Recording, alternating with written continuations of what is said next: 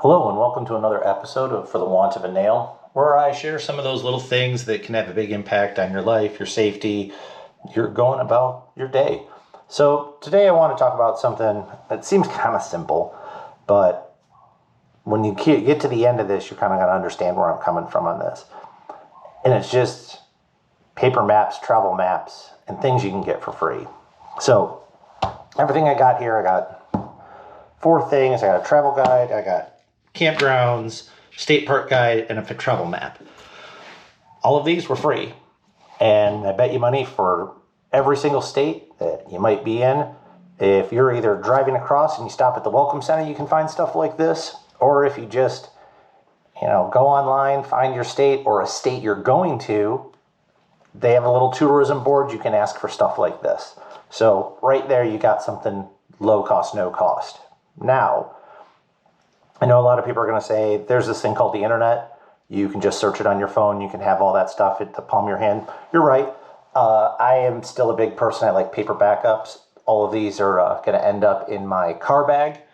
So if for some reason my phone battery is dead or I don't have a signal, I still have all these things because normally when you really need something to work, and I've had occasions in my past where, I'm not going to worry about taking anything else. I got my phone. And then my phone just turned into a brick and had to find the old paper map at a local store to get myself home. So let's just go through what I got here and why it's important. Clearly, I live in Texas. So I picked these up actually when I was driving back from a conference I was at the little travel stop. So number one, just a travel map.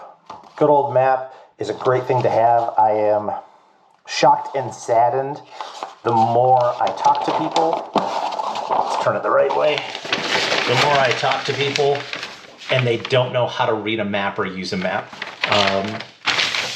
I remember as a kid always having to use a map. Oh, we were going someplace, I had to get a map out and figure out how we're going to get there. So at a minimum, you should at least have a map of the state you're in. I have one of those big 48 state maps because I'm not planning on driving to Hawaii or Alaska. But have a map in your car. Always helps you to be able to see what roads you're looking for, look around the area you're in. It's a great resource. If you don't know how to use a map, pull one out. Plan a trip. Use it. If you've got kids, show them how to do it. Show your spouse. Everyone should know how to use a map. So besides the map, which I know, GPS, but when GPS doesn't work, you'll need to use a map. They had a great Texas State Park official guide, which is really great because this shows me where all the state parks are. So either if I want to go find someplace fun to camp or hike, I can do that. But these are also places that I'm going to start looking at in this summer to start going to try out different chunks of gear, try different things out in the field, because if we don't try it out, don't really know if it works. But instead of having it just on the internet or on your phone, it's a pretty small little butt guide. You can toss it in your bag pretty easy. And again, it costs me nothing. Same thing.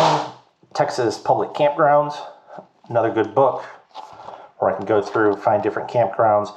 If for some reason or another I am driving in an area like up in the Panhandle where I don't go very often, and for whatever reason I can't stop at a hotel or I don't have enough money for a hotel, I can probably find a campground that I can go to and camp out in my hammock or sleep in the back of my car or something like that. Just more resources. And then the last one, which is pretty self-explanatory, try and find yourself whatever state you're in or a state you're going to. Try and find their travel guide. Every state has their tourism board, so they have stuff like this. Just gives you a lot of fun things to see either around your state, to see about the state you're going to. And again, for free, toss it in your car, go through it, find some things you want to go see and go see them.